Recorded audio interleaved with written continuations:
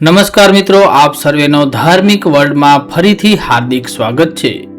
દોસ્તો, હિન્દુ ધર્મમાં વર્ષની 24 એકાદશીઓ આવે છે અને જો અધિક માસ હોય તો 26।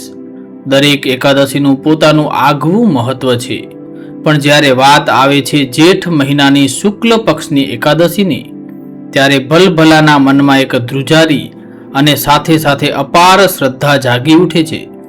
જી હા મિત્રો, આપણે વાત કરી રહ્યા છીએ નિર્જળા એકાદશી એટલે કે આપણી લોક ભાષામાં ભીમ અગિયારસની। આખા વર્ષની તમામ એકાદશીનું ફળ માત્ર આ એક જ એકાદશી કરવાથી મળી જાય છે તેવું શાસ્ત્રો કહે છે, પરંતુ આ એકાદશી સાથે એક સૌથી મોટો પ્રશ્ન અને મૂંઝવણ જોડાયેલ છે। શું નિર્જળા એકાદશીમાં ખરેખર એક પણ ટીપું પાણી ન પી શકાય? જો કોઈ માંદું હોય, વૃદ્ધ હોય કે ગર્ભવતી મહિલા હોય તો તેમણે શું કરવું? શું પાણી પીવાથી વ્રત તૂટી જાય છે? આજના આ ખાસ વિડીયોમાં આપણે માત્ર કથાઓ જ નહીં, પરંતુ લોક પરંપરા, વૈજ્ઞાનિક કારણો અને આપણે અજાણતામાં જે મોટી ભૂલો કરીએ છીએ તેનું વ્યવહારિક નિવારણ પર જોઈશું। જો તમે આ વર્ષે ભીમ અગિયારસ કરવાના છો તો આ વિડીયો અંત સુધી જરૂરથી જોજો, કારણ કે અડધું જ્ઞાન હંમેશા નુકસાનકારક હોય છે। તો ચાલો ભગવાન વિષ્ણુનું નામ લઈને શરૂ કરીએ। સૌથી પહેલા તો એ સમજીએ કે આ એકાદશીનું નામ ભીમ અગિયારસ કેમ પડ્યું। મહાભારત કાળની આ કથા છે। પાંડવોમાં ધર્મરાજ યુધિષ્ઠિર, અર્જુન, નકુલ, સહદેવ અને માતા કુંતી તથા દ્રૌપદી નિયમિતપણે દર એકાદશી ઉપવાસ કરતા હતા, પરંતુ ભીમસેન માટે આ શક્ય ન હતું। ભીમને જમ્યા વિના બિલકુલ ચાલતું ન હતું। ભીમના પેટમાં વૃક નામનો અગ્નિ પ્રજ્વલિત રહેતો હતો, જેને શાંત કરવા માટે તેમને પુષ્કળ ભોજન જોઈતું। આથી ભીમને વૃકોદર પણ કહેવાય છે। જ્યારે આખો પરિવાર એકાદશીનો ઉપવાસ કરે ત્યારે ભીમને ખૂબ અપરાધ ભાવ થતો। એકવાર ભીમે મહર્ષિ વેદવ્યાસજીને પોતાની વ્યથા કહી, હે પિતામહ, મારા ભાઈઓ અને માતા મને એકાદશી કરવાનું કહે છે, પણ હું ભૂખ સહન કરી શકતો નથી। મારે ભગવાન વિષ્ણુની કૃપા મેળવવી છે, પણ હું શું કરું? ત્યારે મહર્ષિ વ્યાસે એક વચલો રસ્તો કાઢ્યો।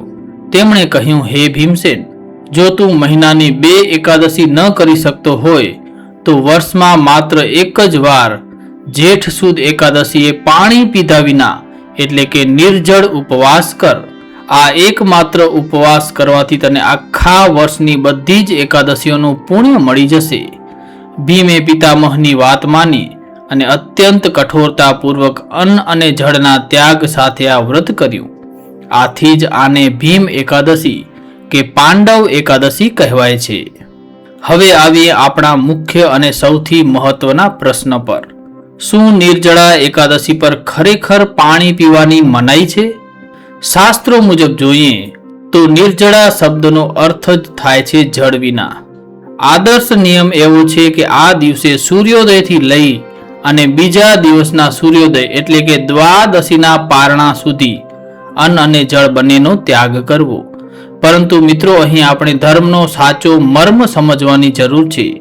હિન્દુ ધર્મ ક્યારેય એવું નથી શીખવતો કે તમે તમારા શરીરને કષ્ટ આપીને, જીવને જોખમમાં મૂકીને ઈશ્વરની ભક્તિ કરો। શરીર માધ્યમ ખલુ ધર્મ સાધનમ એટલે કે ધર્મનું આચરણ કરવા માટે સૌથી પહેલું સાધન આપણું સ્વસ્થ શરીર છે। જેઠ મહિનો એટલે ભારતમાં અને ખાસ કરીને ગુજરાતમાં કાળઝાળ ગરમીનો સમય।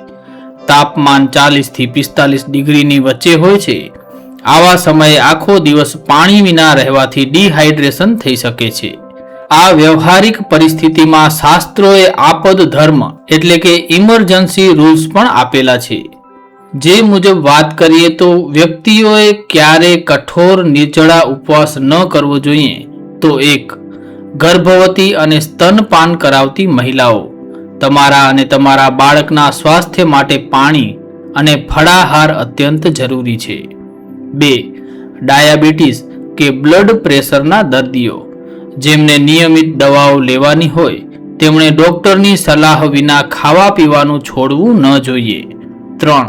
વૃદ્ધો અને બાળકો, જેમના શરીરમાં ગરમી સહન કરવાની ક્ષમતા ઓછી છે. અને 4, જેઓ શારીરિક શ્રમ કરે છે, જેમને આખો દિવસ તડકામાં કે પછી મહેનતનું કામ કરવાનું હોય. તો ઉકેલ શું છે?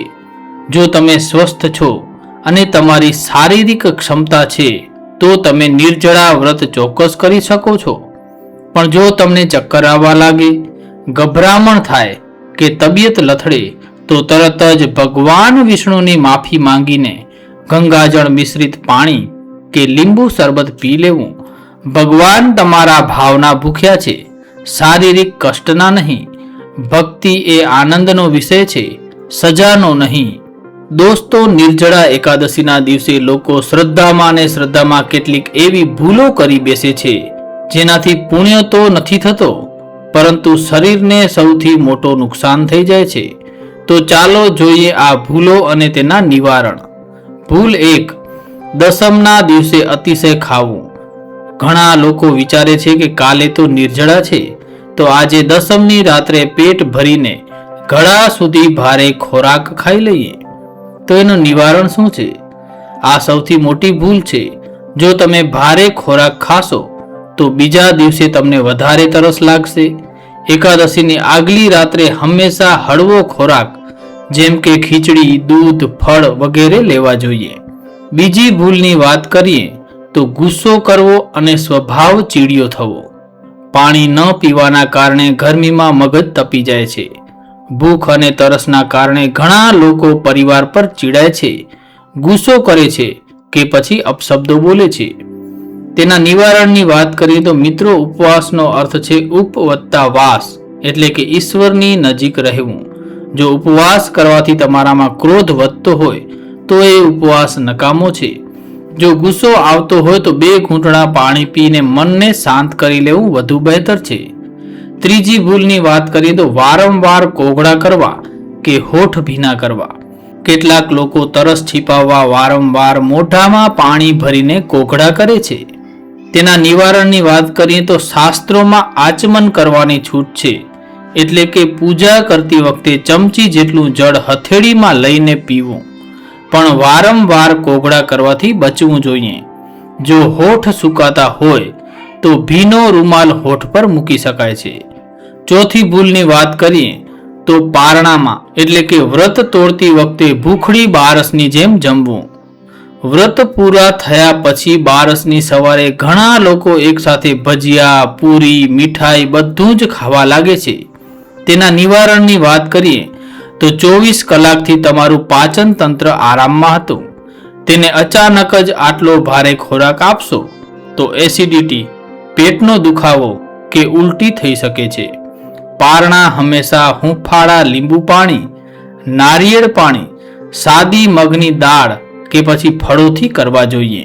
દોસ્તો, આપણા ગુજરાતમાં ભીમ 11 માત્ર એક વ્રત નથી, પણ એક સામાજિક ઉત્સવ અને સેવાનું પર્વ છે. જેઠ મહિનાની કાળઝાળ ગરમીમાં એકાદશીએ દાનનું વિશેષ મહત્વ છે. શાસ્ત્રો કહે છે કે આ દિવસે કરેલું દાન અક્ષય બની જાય છે. હવે વાત કરીએ આ દિવસે કઈ કઈ વસ્તુઓનું દાન કરી શકાય છે અને શા માટે. તો પ્રથમ છે માટલા અને જળનું દાન. તમે પોતે ભલે નિર્જળા છો, પણ અન્યની તરસ छिपाવવી એ સૌથી મોટો ધર્મ છે.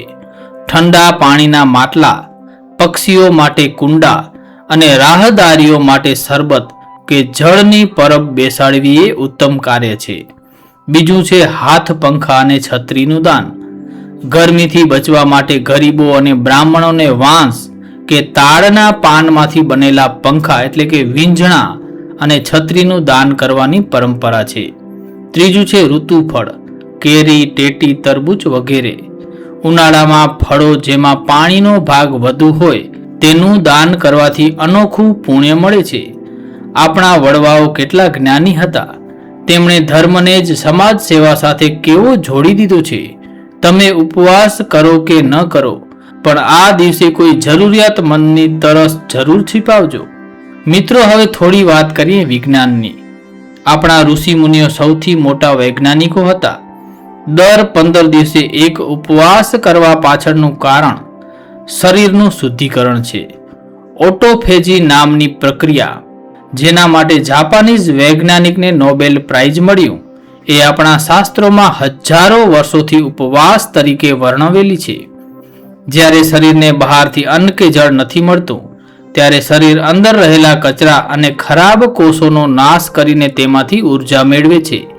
પરંતુ આ પ્રક્રિયા ત્યારે જ ફાયદાકારક છે જ્યારે તે મર્યાદામાં થાય. નિર્જળા એકાદશીનો સાચો અર્થ માત્ર જળ વિના રહેવું એવો નથી. તેનો અર્થ છે નિર્જળા ક્રોધ, એટલે કે ગુસ્સાનો એક ટીપું પણ ન હોવું. બીજું છે નિર્જળા નિંદા, કોઈની બુરાઈ ન કરવી. અને ત્રીજું છે નિર્જળા અહંકાર. દોસ્તો, જો તમે આખો દિવસ પાણી નથી પીતા, પણ આખો દિવસ મોબાઈલ જોયા કરો છો, પારકી પંચાત કરો છો કે મનમાં ખરાબ વિચાર કરો છો, તો એ નિર્જળા વ્રત શૂન્ય સમાન છે. સાચો ઉપવાસ એ છે કે જેમાં તમારું મન પ્રભુના ચરણોમાં લીન રહે. તો મિત્રો, આશા છે કે નિર્જળા એકાદશીમાં પાણી પીવું કે નહીં તે અંગેની તમારી બધી જ મૂંઝવણો દૂર થઈ ગઈ હશે. જો તમારી હેલ્થ સાથ આપે, યુવાન છો, સ્વસ્થ છો, તો જરૂરથી નિર્જળા વ્રત કરો અને આત્મબળ વધારો. પરંતુ જો ઉંમર, બીમારી કે ગરમી તમને સાથ ન આપે, તો જરા પણ સંકોચ રાખ્યા વિના ફળાહાર કરો અથવા જળ ગ્રહણ કરો. ભગવાન વિષ્ણુ ક્યારેય પોતાના ભક્તોને દુઃખી જોઈ શકતા નથી. ભક્તિમાં શ્રદ્ધા મહત્વની છે, હઠાગ્રહ નહીં. આ ભીમ 11 કોઈની તરસ छिपावજો, મીઠું બોલજો અને પ્રભુ સ્મરણ કરજો. તમારી એકાદશી જરૂર સફળ થશે. જો તમને આ માહિતી પસંદ આવી હોય તો આ વિડીયોને તમારા મિત્રો અને પરિવારજનો સાથે શેર જરૂરથી કરજો, જેથી તેઓ પણ સાચી માહિતી જાણી શકે. વિડીયોને લાઈક કરવાનું ભૂલતા નહીં અને આવી જ ધાર્મિક, વૈજ્ઞાનિક અને સચોટ માહિતી માટે આપણી ચેનલને અત્યારે જ સબસ્ક્રાઇબ કરો. તમે આ વર્ષે નિર્જળા એકાદશી કરવાના છો કે જળ સાથેની, મને નીચે કોમેન્ટ કરીને ચોક્કસ જણાવજો. હું તમારા કોમેન્ટ્સની રાહ જોઈશ.